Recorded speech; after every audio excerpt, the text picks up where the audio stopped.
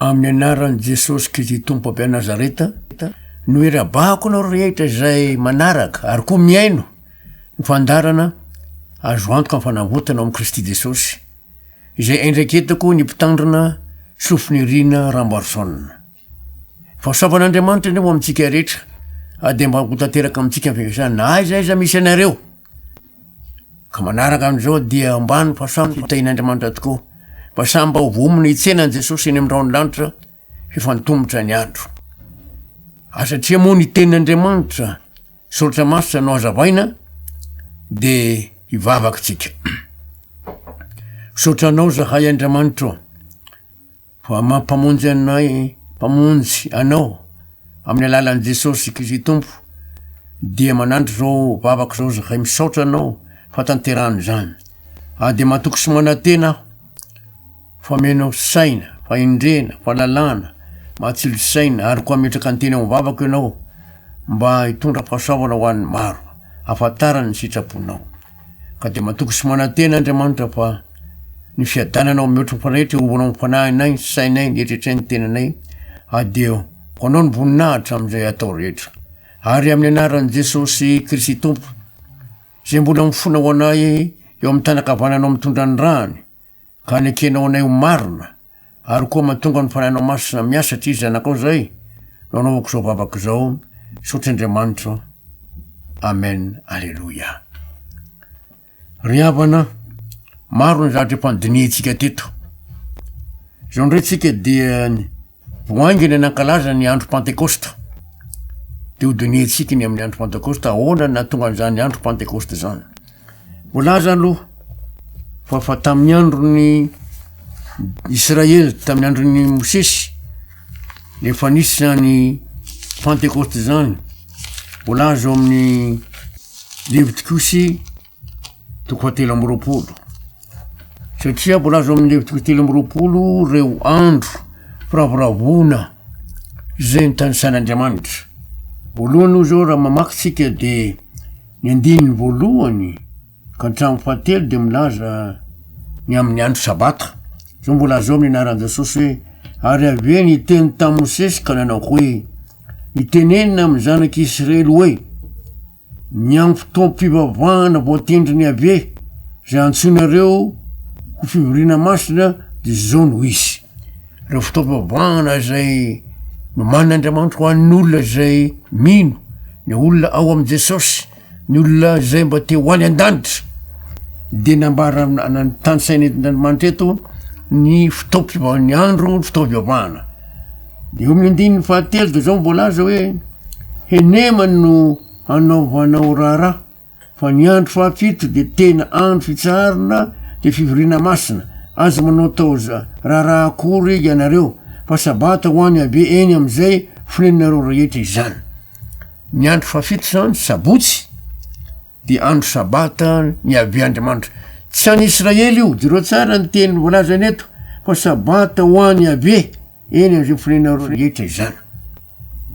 Ary volaza fa io andro sabata io any amin'ny tany vavosy lanitra vao dia mbola misy araka volaza ny Isaia 9:20, any 9:23. Vao titsika nge, satria misy olona milaza fa tsisy tsony ny andro sabata ary efa foana Jesosy ny sabata, o tsy Jesosy ny sabata fa Jesosy ny tompo ny sabata sy mpanefaza araka volazany ao amin'ny Matio. Ary Isaia 9:20 dia volaza ny teny amin'ny anaran'i Jesosy hoe, fa tahaka ny lanitra vaovao sy ny tany vaovao zay ataoko, no ahatra eo anatrehako hoy ave, dia toy izany no aharetany taranaka sy anaranareo. Ary isaky ny voaloam-bolana sisany sabata dia ho avy nofo rehetra ekoko ny atrehako hoy ave. Amin'ny teny Hebreo moa ty hoe voaloam-bolana etoy dia le volana voalohany amin'ny taona, zay misy ny Pasika, fahatsiarovana na namonjena na navotana na nafahanantsika tamin'ny tamin'devo, ka natonga antsika ho zanak'Andriamanitra tamin'ny fitsanganan'i Jesosy Kristy tamin'ny maty. Zay no mahatokony hoe voaloam-bolana io. Matetika mantsy ny veriny olona le voaloam-bolana amin'ny tsinam-bolana tsia, fa tsara ihany mba mijery ny zay mahay mamaky bokin'ny Hebreo dia mamaky azy. Ary verenantsika le teny eny amin'ny Levitikosy 3:20. Zay zany amin'ny sabata zay.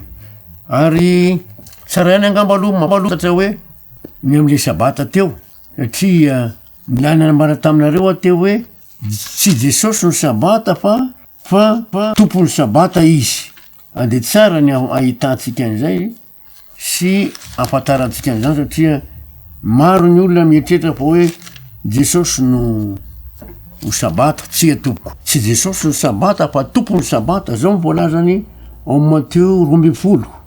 Matteo 12 de manomboka eo amin'ny andininy 5 hatramin'ny 9 amin'ny anaran'i Jesosy manao hoe Matteo 12 andininy 5 ka hatramin'ny 9 ary tsy mbola novakinareo ao amin'ny lalàna va fa amin'ny sabata ny mpisorona ao amin'ny tempoly manota ny sabata nefa tsy manantsiny. Ary dia lazaiko aminareo fa misy eto lehibe noho ny tempoly. Fa raha fantatrareo hevitry ny teny hoe famindram-pony sitraka fa tsy fanatitra latsa-dra, de reo tsara ny teny zany, de tsy mba nanameloka ny tsy manantsiny ianareo fa tompony sabata ny zanak'olona. Andininy 9 de manazava tsara fa hoe Jesosy ny tompony ny sabata. Ary moa be Jesosy ny tandrina ny sabata de voalaza tsara le sabata andro fafito sabotsy io satria betsaka ny tsy malala. Io ka toko faefatra ny andininy 9 voakiko amin'ny anaran'i Jesosy manao hoe io ka toko faefatra andininy 9 de tonga tao Nazareta zay nahabe azy izy ary araka ny fanaony de niditra tao amin'ny sinagoga tamin'ny andro sabata izy ka nitsangana maki teny. Fanaony Jesosy miditra amin'ny sinagoga amin'ny andro sabata. Izy ny tompony de tsy maintsy nananja ny sabata izy satria izy nanomorona azy tamboalohany. Zay zany zavatra mitranga. Ary raha misy olona milaza hoe ao amin'ny Jesosy izy de zao mbola ny teny Andriamanitra amin'ny Jaona voalohany toko 2. Jaona voalohany toko 2 ary andininy 9. Ohatitsika amin'ny anaran'ny Jesosy Kristy tompo zany. Jaona voalohany toko 2 andininy 9.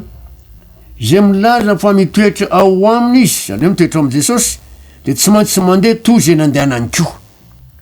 Satria Jesosy nitandra ny sabata andro fafito, izy namorona azy tamin'ny mampamorona azy, dia zay olona milaza fa ao amin'ny Jesosy mino de mitandra ny sabata tahaka an Jesosy ihany koa. Mandeha tahaka an'izay nandehanany. Verenantsika le teny eny amin'ny levitra kosa amin'ny reo fitaovavahana zay voatendry ny ave. Eo amin'ny andininy 4 sy ny 5 de misy teny toy zao amin'ny anaran'i Jesosy. Zao ny fanompom-pivavahana voatendry ny ave de fivoriana masina antsonareo amin'ny fotoany avy. Lazainy eto zany hoe inavo reo fitaovavahana zay voalaza. Fitendry Mateo aloha ny sabata de eto indray izy de milaza eto hoe ginavo zany andininy 5. Ny andro faefatra ambin'ny 10 amin'ny volana voalohany rehefa hariva de pasika ny ave. Manomboka ny zoma hariva zany toy ny sabotsy ny pasika. Matetika moa ankehitriny ataony olona lahady ny pasika. Fa izy andro faefatra ambin'ny 10. Mazava tsara ny teny Andriamanitra ao amin'ny Nomery. De tena manazava azy tsara mihitsy izy. Nomery 20. Ny andininy 9 amin'ny anaran'i Jesosy ary ny 7. Nomery 20 andininy 9 sy ny 7 amin'ny anaran'i Jesosy manao hoe ary ny andro faefatra ambin'ny 10 amin'ny volana dia pasika ny ave. Ary ny andro 15 amin'izany volana izany de ny andro fahavoravona fihinana mofo tsy misy masirasira. Le andro alahady andro 15 zay nataony hoe pasika ankehitriny de andro fahavoravona fihinana mofo tsy misy masirasira. Ary ny andro faefatra ambin'ny 10, ny andro faefatra ambin'ny 10 sabotsy, sabata io no atao hoe sabata. Ary zay ny filazany azy zao ny fotoam-pivavahana voatendry ny ave ny andininy 4 de fivoriana masa atao tandremanareo amin'ny fotoany avy. De reo tsara io zao ny fotoam-pivavahana voatendry ny ave de fivoriana masina antsonareo amin'ny fotoany avy. Antsonareo amin'ny fotoany avy. Andininy 5. Ny andro faefatra ambin'ny 10 sabotsy io. Ny 10 ny volana voalohany rehefa hariva de pasika ny ave. Manomboka zoma hariva zany fa ny sabotsy natao hoe pasika. Satria voavono Kristy. Pasika ho antsika fa tsy hoe nitsanga tamaty Kristy pasika araky ny fahafantarantsika azy. De Korintiana voalohany nahitantsika an'izay satria maro ny olona mieritreritra fa lelahady koa natao hoe paska raha araky ny baiboly araky ny sotra masina de tsy zany fa tompovavahana katolika moa nanao ny andro alahady ho paska ajeretsika ny korintiana voalohany toko 5 any andininy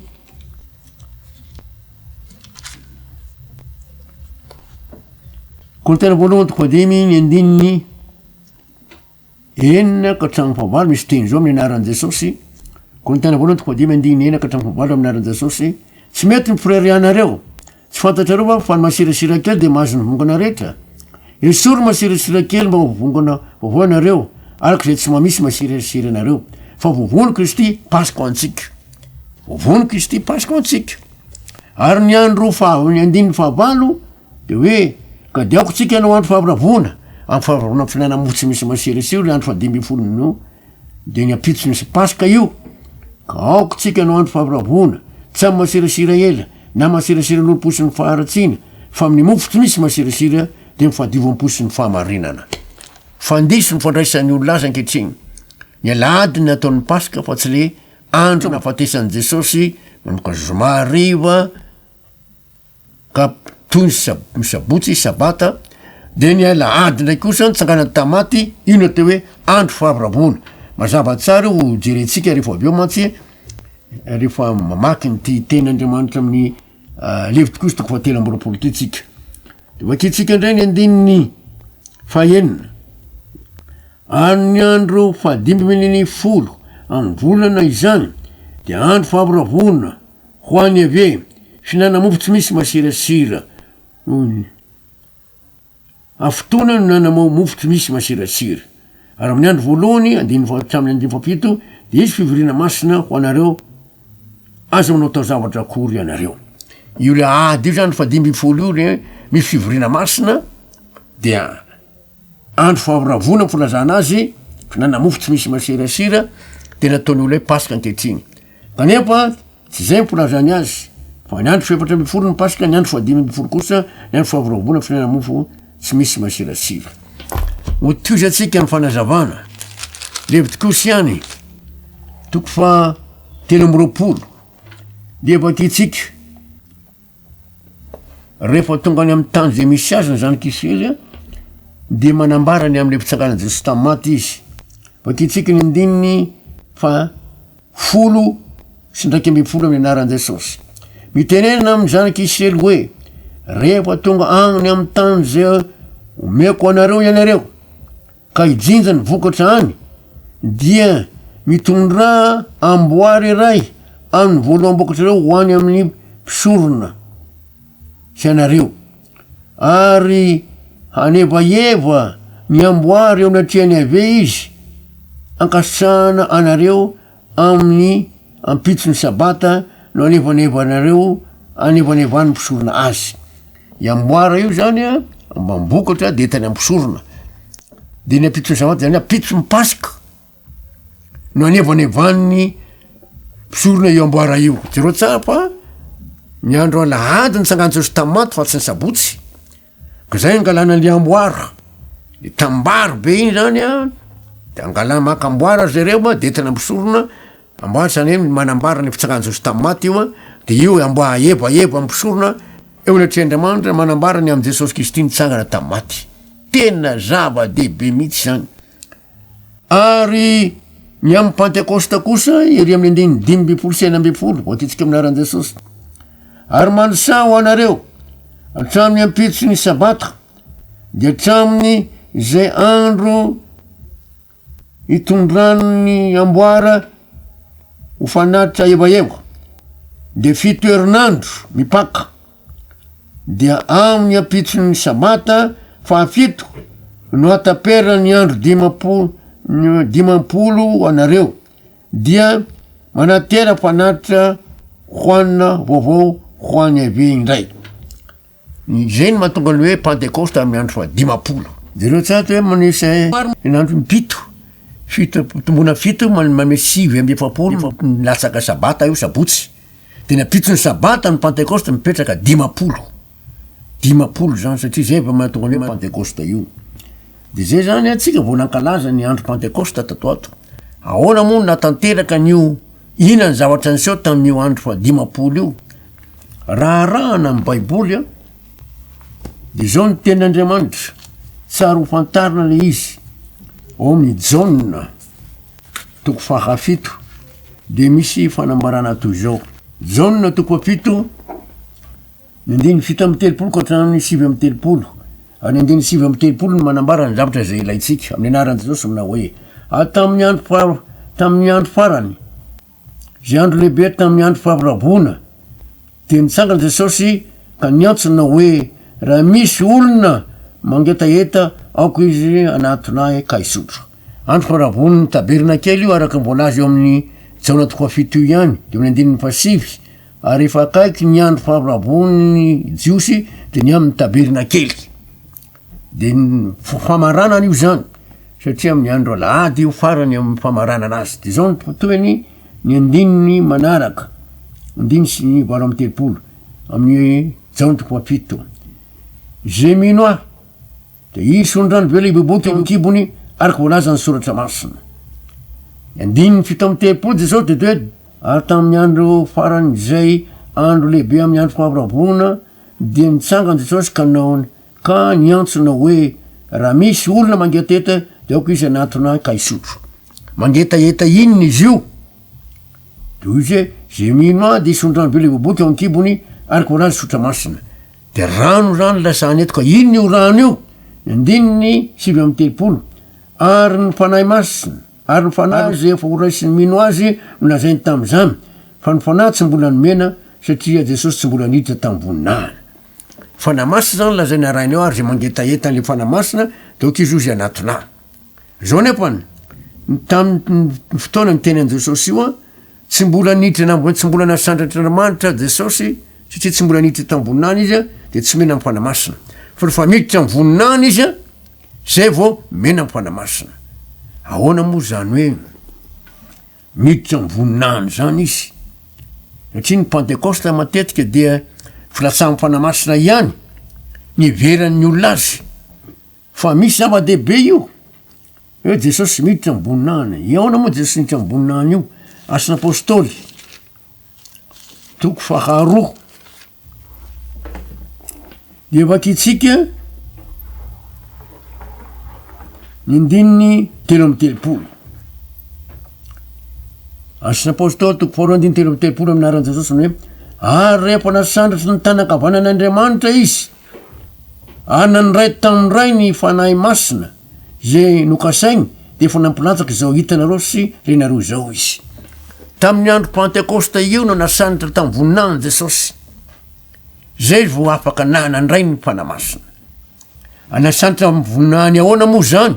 Tsara ho fantatritsika zany de jerentsika ny Hébreo 7 satria maro ny tena tsy malala satria Hébreo 7 de ahitantsika zany hoe nasandatra tamin'ny voninahiny Jesosy. Hébreo 7 ny 9:20 ka hatramin'ny 4:20. Hébreo 7 9:20 ka hatramin'ny 4:20 vakitsika aloha ny 9:20 sy 12 amin'ny anaran'i Jesosy manao hoe fa Kristy kosa rehefa tonga fisorona be ny amin'ny zavatra tsara ho avy de namaky teo amin'ny tabernakely lehibe lavitra sady salavitra zay tsy natao ny tanana zany hoe tsisy an'izao zavatra ary zao ary tsy mba nitondra rano osolana ranonjanakomby izy fa ndrano tenany de niditra indray mandeha ao amin'ny fitoerana masina ka naso fanavotana mandrakizay. Amin'ny baiboly teo frantsay moa de fitoerana masina lieu très saint hoy izy ny filazany azy. Amin'ny fitoerana masina indray le misy Andriamanitra. Nasandatra Andriamanitra ho fisorona be Jesosy ary zay no zava-dehibe mihitsy satria voalaza mihitsy eo amin'ny Hébreo 7 ny 9:20 ka hatramin'ny 2:10. Zao voalaza amin'ny aran'i Jesosy Hébreo 7 9:20 ka hatramin'ny 2:10. Rehefa nolazana teo hoe ny fanatitra alatsa-dra sy ny fanatitra hoanina ary ny fanatitra odorina sy ny fanatitra noho ny ota de ireny de aterina araky ny lalàna no tsy ilainao ary tsy sitrakao. De hoy indray izy inty aho tonga amin'ny anao ny sitraponao manaikitra ny voalohany izy mba ampitoerany ny faharoa. Am'izany sitrapo izany no anamarinana masinana antsika tamin'igny nanaterany tenan Jesosy Kristy indray mandeha ary ny mpisorona rehetra dia mitsangana isan'andro manao fanampam-pivavahana sy manatitra izay fanatitra ireny ihany matetika izay tsy mahaitra ny ota fa izy kosa rehefa nanao fanatitra iray monja ho mandrakizay noho ny ota dia efa mipetraka eo amin'ny tanakavanan'Andriamanitra ary zay ny mampisorona be azy mipetraka amin'ny tanakavan'Andriamanitra raha toizatsika le Hébreux 3:6 ny andininy 3:10 zao mbola aza fa rano i rano solahy sy rano mbola ary laveny matovavy afafy am'izay voalota no manamasina hatramy fanadiovana ny nofo maika fandrano Kristy zay nanatitra ny tena tsy manantsino an'Andriamanitra tamin'ny alala fanamandrakizay no adio ny fieritrretinao afaka amin'ny asa maty mpanompoana roa ny Andriamanitra velona rehefa nasantra misorona be Jesosy da niditra tao fitoerana masina indrindra de nandray mifanamasina izy de nandrotsaka mifanamasina izy arak'le vavakitsika tany amin'ny asina apôstôly toko 2 averiko indray mandeha ary andeniny 7:30 manao hoe rehefa nasantra ny tanakavanan'Andriamanitra izy ary nandray tamindray ny fanamasina zay nokasainy de efa nampilatsaka zao hita aloha sy rena roa zao rehefa tonga misorona be Jesosy de niditra toerana masina indrindra de nandray mifanamasina izy de nampilatsaka mifanamasina izy ny mpanao batisa mifanamasina ary ny tena zava-dehibe tamin'ny Jesosy niditra tao amin'ny fitoerana masina io zay mahazava-dehibe ny andro Pentecoste dia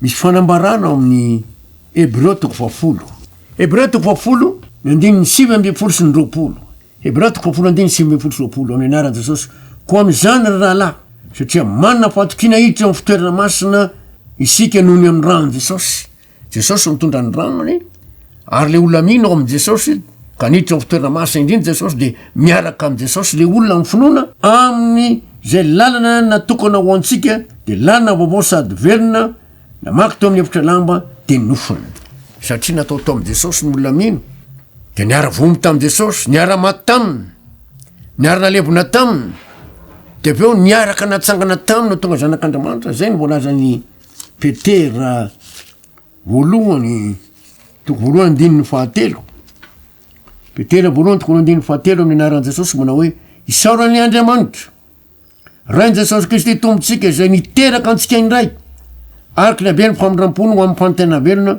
tamin'ny tsanganan Jesosy Kristy tamaty tamin'ny tsanganan Jesosy Kristy tamaty de natsanga-Andriamanitra ho zanantsika nateraka indray ho zanak'Andriamanitra ary Andriamanitra mihitsy no milaza hoe zanako ianareo araka mbolazan'ny Jaona voalohany toko 7 andininy voalohany sy ny 2 Jaona voalohany toko 7 andininy voalohany sy ny 2 amin'ny anaran'i Jesosy manao hoe endre manao ahoana fitiavana asehon'ny ray ho antsika de ny antsony antsika hoe zanak'Andriamanitra sady zany tokoa isika ka noho izany de tsy mahalala antsika zao tolo zao satria tsy mahalala azy izy ry rahalahy ankehitriny aza dia zanak'Andriamanitra isika nefa tsy mbola naseho zay toetsika rahatrizay fantatsika fa raha iseho izy de ho tahaka azy isika fa ho hitantsika izy de tena endriny tokoa Andriamanitra mihitsy manao ny olona mino amin'i Jesosy hoe zanako ianao ary raha zanak'Andriamanitra be de be ny olona ankehitriny mangataka Andriamanitra ny fanamasina arotsay aminay tsy angatahany zany ny fanamasina efa narotsaka tamin'ny andro Pentecoste tamin'ny andron'ny apôstôly de hono ty Andriamanitra amin'ny Galatiana toko 4 andininy 9 Galatiana toko 4 andininy 9 amin'ny anaran'i Jesosy manao hoe ary satria zanaka ianareo de ny rahan'Andriamanitra opotsika amin'ny fananany zana miantso hoe abaray io satria zanak'Andriamanitra ny olona dia men'Andriamanitra azy ny fanahany ary tamin'ny andro Pentecoste io tena zava-dehibe rehefa nitsanga tamaty Jesosy ka rehefa niakatra ny an-danitra izy de niaraka tamin'ny Jesosy ny olona mino Efesianina toko 2 andininy 4 ka hatramin'ny 9 rehefa niakatra an-danitra Jesosy de niara-niakatra tamin'i Jesosy any an-danitra koa ny olona mino rehefa nasantra misona be Jesosy ka hiditra ao fitoerana masina indrindra de hitatsika le teo fa hoe niaraka niditra tamin'i Jesosy noho ny amin'ny rahan'i Jesosy niaraka nandeha tamin'ny lalana vaovao de nofony jesosy le lalana vaovao. Ifisianana toko faharoa andiny efatra ka hatramin'ny aminaran'i jesosy manao hoe fa Andriamanitra zay manan-karena mpaminram-pony noho ny alehibe amin'ny fitiavana izay nitiavana antsika na dia fonombola maty ny fahadosoana isika dia nahavelona antsika niaraka tamin'i Kristy fa soavana amin'izay ary niara natsangana isika ka niara napetrana eny an-danitra ao amin'ny Kristy Jesosy. Rehefa nitsanga tamin'ny maty Jesosy dia niaraka natsangana tamintsika lasa olona anak'Andriamanitra. Rehefa napiakarina ny an-danitra Jesosy amin'ny finoana koa ninoantsika fo napiakarina ny an-danitra miaraka amin'ny Jesosy tsika mipetraka ny an-danitra ao amin'ny Jesosy eo katr'Andriamanitra. Zao eto hitanareo miresaka tsara zao amin'ny zao télévision zao dia zao ny zavatra mitsanka pitraketo aho eninareo teny aho hoe araka ny teny Galatantoko faharoandinropolo hoe vao niaraka tamin'ny Kristy amin'ny fijaliana aho tsy za tsy mivela fa Kristy mivela tao anatiko ary zay velomako ankehitriny eo amin'ny nofo dia velomako amin'ny finoana ny zanak'Andriamanitra efa tiaka nohatra ny teny amonjy aho. Ary tsy zay ihany fa rehefa niakatra any an-danitra Jesosy dia niaraka napiakarina amin'ny Jesosy nakany an-danitra jereo tsara io andininy fahenio ary niara natsangana isika ka niara napetrana any an-danitra ao amin'ny Kristy Jesosy eo akaikin'ny Andriamanitra. Azay ny tsy hanaovana ratsy mihitsy satria zanak'Andriamanitra dia nomena ny fanamasina. Zay mazava-dehibe ny andro Pentekosta satria tamin'ny andro Pentekosta no nasandratr'Andriamanitra misorona be Jesosy araka ny voalaza tao amin'ny Asa Apôstôly toko faharoa andininy telo amby telopolo hoe tamin'ny andro Pentekosta no nasandratr'Andriamanitra izy araka ny voalaza ary anao vakikondray mandeha satria betsaka no tsy malala ny teny io fa le filatsahan'ny fanamasina fotsiny no tena mamaky any olona. Mazava tsara ny tendriamanitra Asa Apôstôly toko roa andininy telo amby telopolo amin'ny anaran'i Jesosy manao hoe ary rehefa nasandratry ny tanakavanan'Andriamanitra izy nasandra misorona be izy aloha dia niditra amin'ny toerana maso indrindra dia nandray ny fanamasina dia zao hoe ary nandray ny tamin'ny ray ny fanahy masina zay nokasainy dia efa nampilataka zao hitareo sy renareo zao izy. Tamin'ny andro Pentekosta zany nasandra misorona be Jesosy hompifono amintsika solo-tenantsika ao natrehan'Andriamanitra zava-dehibe zay ary nandray ny fanahy masina narotsaka ho an'izay olona mino ka nanaiky azy tsy rehetra mivavaka rehetra akory mialatsiny aminareo satria zay mihitsy ny tenin'Andriamanitra ao amin'ny Baiboly ao amin'ny Matio toko fafito tsy zay olona milaza mino sy mivavaka rehetra be ny olona mino miantson'anaran'i Jesosy marony zany kanefa tsy rehetra mino rehetra akory dia mandray mifanamasina araka ny voalaza. Mateo toko fafito be ny olona mino be mila mivavaka kanefa tsy mankatoan'Andriamanitra. Zay moa le ndresantsika teo ndre hoe ao zao ny andro sabata didy folo tsy mbola niova ny andro fafito mbola sabata sabotsy foana hatramin'izay ka ineo minandreo hoe lazainao sabata ny andro voalohany amin'ny herinandro diso zany alazaina fa paska ny andro alahady nefa andro fiefatra amby folo ny paska fandisy dôly zany. Zao ny ten'Andriamanitra amin'ny anaran'i Jesosy Mateo toko fafito andininy raiky amby roapolo ka hatramin'ny telo amby roapolo amin'ny anaran'i Jesosy manao hoe tsy izy rehetra manao amiko hoe tompoko nohitra ny fanjakan'ny lanitra fa zay manao ny sitrapony ndraiky zay any an-danitra. Jereo tsara zay manao ny sitrapony ndraiky zay any an-danitra. Adeona ny toe maro anao amiko amin'izany andro zany hoe tompoko tsy efa naminany taminareo ba zahay ary tsy efa nanao asa lehibe taminareo ba zahay. Jereo tsara eto maro anao amiko amin'izany andro zany hoe tompoko tsy efa naminany taminaranao ba zahay tsy efa namoaka demini taminareo ba zahay tsy efa nao asa lehibe taminareo ba zahay. Tena mitory reo naminany namoaka deminia asa lehibe nametra tanina marary